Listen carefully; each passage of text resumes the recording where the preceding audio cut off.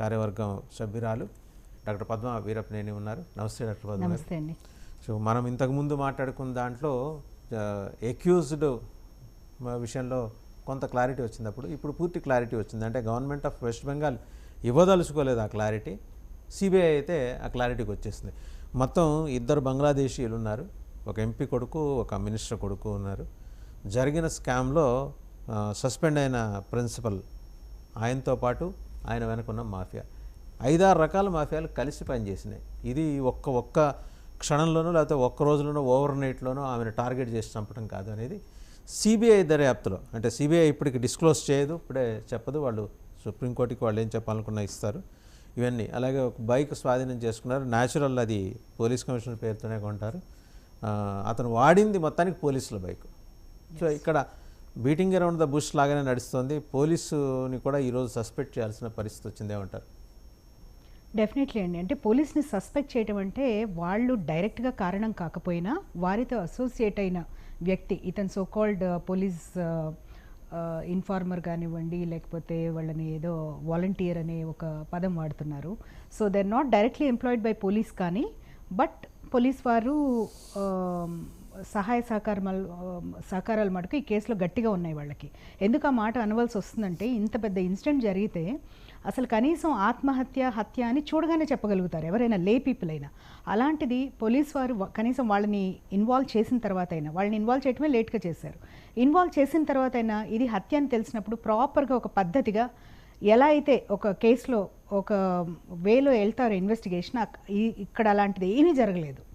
జరగకపోగా దాన్ని ఒక ఆత్మహత్యగా కప్పిపెట్టే ప్రయత్నమే చేశారు.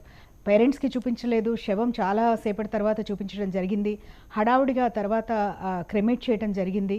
ఇలా అనేక అవకతవకలకి వాళ్ళు పాల్పడ్డారు. ఇదే కాకుండా అసలు ప్రతిదీ రహస్యమే. ఈ కేసు ఇన్వెస్టిగేషన్లో మీరు చూస్తే ఫస్ట్ 5-6 డేస్ అసలు ఏది బయటికి రాలేదు, నథింగ్ వాజ్ ఎవిడెంట్. అలాగే ఈ ముద్దాయి ఎవరైతే ఈ సంజయ్ రాజా అతన్ని పట్టుకున్నారో అతని మొదటే టైప్ కాస్ట్ చేసేసారు. ఇతను అక్కడ సోనాగచ్చి ఏరియాకి వెళ్ళాడని, రెడ్ లైట్ ఏరియాలో తిరిగాడని, అతనికి పర్వర్ట్ ఇది ఉందని చెప్పేసి, అతని దాంట్లో ఫోన్లో ఏవో ఉన్నాయని చెప్పి మొదట ఏంటంటే అనుమానం అతను ఒక్కడి మీదే మళ్ళేలాగా సమాజం చూపంతా అతని మీదే పడేలాగా చేశారు. అతను ఒక్కడే కాకపోవచ్చు అనేది మొదటి నుంచి. మీకు ఇలాంటి కేసులు మనకి ఆంధ్రప్రదేశ్ అటు చూస్తుంటే కనుక ఏమన్నా బందిపోటు దొంగతనాలు అవి జరిగితే స్టూవర్ట్పురం నుంచి సెటిల్మెంట్ గ్యాంగ్స్ నుంచి కొందరిని తీసుకొచ్చి అక్యూజ్డ్గా చూపెడుతుంటారు. అలాంటిదే ఇతని విషయంలో కూడా జరిగింది. అంటే నాట్ దట్ ఇతను ఒక్కడే కాదు, ఇతను చాలా 7-8 మందిలో ఇతను ఒకడు ఉన్నాడు.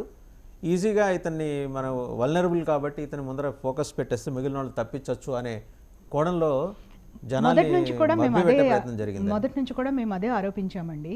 ఇది ఒక్కళ్ళ పని కాదు, ఇది ఒక్కళ్ళు చేసిన పని కాదు, ఒక్క 20 నిమిషాల్లో పని ముగించుకొని వెళ్ళిపోయే పని కాదు ఇది.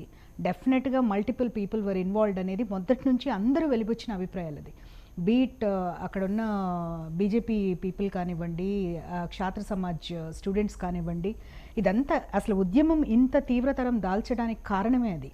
మొదటే గనక ఇన్వెస్టిగేషన్ పక్కాగా జరుగుతుంది అనే నమ్మకం గనక స్టూడెంట్స్కి కానివ్వండి, మామూలు ప్రజలకు కానివ్వండి, అక్కడున్న పొలిటికల్ యాక్టివిస్ట్లకు కానీ ఉండుంటే ఇంత తీవ్రతరం అయి ఉండేది కాదు ఉద్యమం అనేది. First of all right. అంటే దీంతో ఒకసారి ఇంకోటి కూడా గమనించుంటారు, స్పర్ ఆఫ్ ద మూమెంట్లో 7,000 మంది జమ అయ్యి అక్కడ ప్రొటెస్ట్ చేశారంటే ఏ స్థాయిలో లోపల ప్రభుత్వ వ్యవహారం మీద నిరసన ఉందనేది వ్యక్తమవుతుందనేది మీకు అర్థమవుతుంది.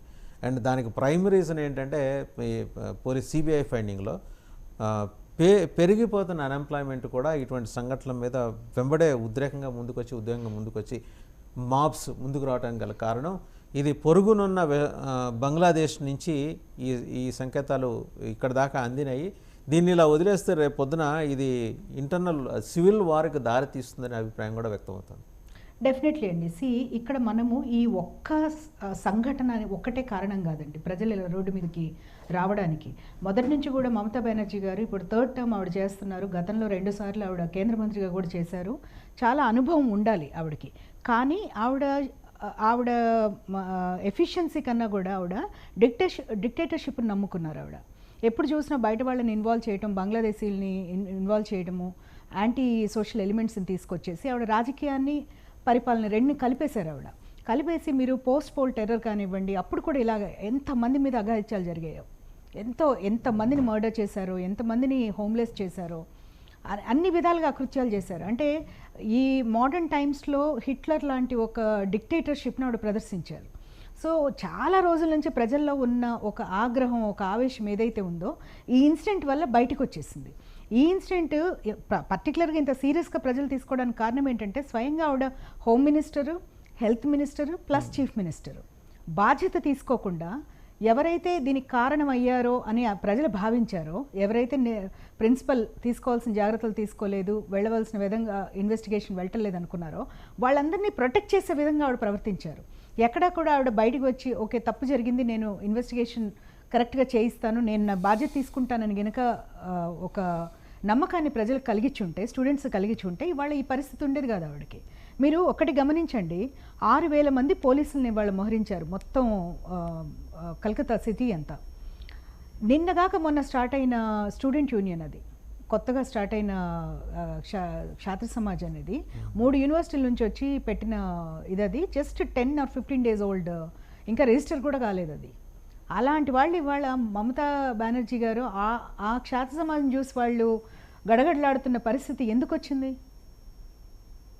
ఎందుకంటే అక్కడ they are not backed by political parties అండి. వాళ్ళు ఇండిపెండెంట్గా బయటకు వచ్చారు, ప్రజల మద్దతు ఉంది వాళ్ళకి. సో అక్కడున్న పొలిటికల్ పార్టీస్కి కూడా వాళ్ళు ఆటోమేటిక్గా వాళ్ళని సపోర్ట్ చేస్తారు.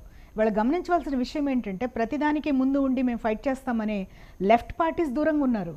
అదే ఆశ్చర్యంగా ఉంది. అంటే అది విచిత్రంగా ఉందా నాకు, చాలా పార్టీలు ఎందుకని దూరంగా ఉన్నాయి, ఈ సంఘటనతో అంటి ముట్టనట్టుగా ఎందుకు వ్యవహరిస్తున్నారు, అంటే వాళ్ళు ఇండి కూటమిలో మేము అనే పద్ధతులు ఎందుకు ఉన్నాయి? అంటే ఇండి కూటమిలో భాగం కాబట్టి వాళ్ళు మమతా బెనర్జీని ఇరుకుని పెట్టడం ఇష్టం లేక వాళ్ళు జాయిన్ అవ్వలేదా అనేది అర్థం కావటం లేదు. ఫస్ట్ ఆఫ్ ఆల్ రాజకీయాలు వేరు, ఇలాంటి ఒక సివిల్ మూవ్మెంట్ వచ్చినప్పుడు జాయిన్ అవ్వకపోతే ప్రజలు కూడా ఆ పార్టీలు మర్చిపోతారండి. రాజకీయ పార్టీకి ఉండాల్సిన ప్రథమ లక్షణం ఏంటంటే ప్రజలకి ఏది ఇంపార్టెంట్, ఏది వాళ్ళు బలంగా విశ్వసిస్తున్నారో ఆ సెంటిమెంట్ని వీళ్ళు ఎక్కువ చేయకపోతే వీళ్ళ మనుగడే ప్రశ్నార్థకమైపోతుంది. సో ఇవాళ లెఫ్ట్ పార్టీని మనం గమనిస్తే అసలు వాళ్ళు they are not part of this at all. BJP support చేస్తుంది, బట్ ఇక్కడ మెయిన్ ఇంపెటస్ ఎక్కడి నుంచి వస్తుందంటే సివిల్ సొసైటీ నుంచి వస్తుంది. ప్రజలు పార్టిసిపేట్ చేస్తున్నారు స్వచ్ఛందంగా. వాళ్ళు మీరు గమనిస్తే నిన్న సోషల్ మీడియాలో కూడా నాట్ ఓన్లీ స్టూడెంట్స్, మహిళలు, వృద్ధులు కూడా నేషనల్ ఫ్లాగ్స్ పట్టుకొని ఆ వాటర్ క్యానన్స్ పెట్టి వాళ్ళ మీద ప్రయోగిస్తున్నా కూడా వీ వాంట్ జస్టిస్ అని నినదిస్తున్న పరిస్థితి.